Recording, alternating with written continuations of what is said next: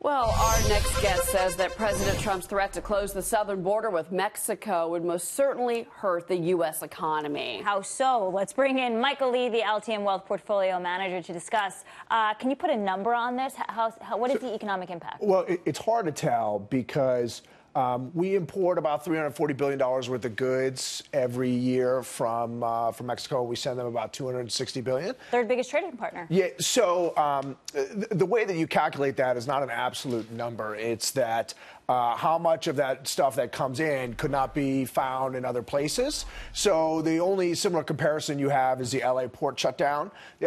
So you would have a negative impact to GDP, but to measure it exactly would depend on how long this would be shut down. And the White House is actually looking at exempting freight. Right. So if freight gets exempted from it, I don't know what the point of shutting down the border is. But if it does get exempted, the economic impact will be pretty minimal. You know, the San Ysidro Port of Entry shut down $1 million for each of the 5 hours of closure. $1 million for each 5 hours. That's a big chunk of change. That could really add up.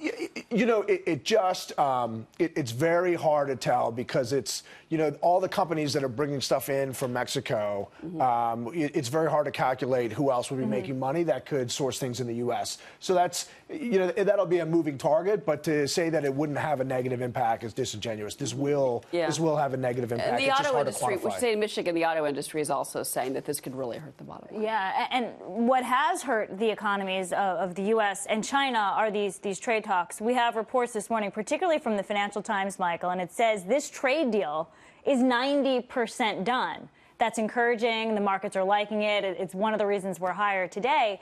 But what about that other 10%? Do you think we get a deal here? So I think you're far enough along. So if that 10%, that last 10% stays in limbo for another 3 months, 6 months, 9 months, well, the market will. It's already gone on for 9 months. Yeah, this is complicated. It's been going on since the mid '90s. That this is built to this. So if this takes another 6 to 9 months to figure out, I think this will play out over multiple years. The contentious points right now are about the enforcement, and so China is very quick to agree to things, but then 6 to 9 months later.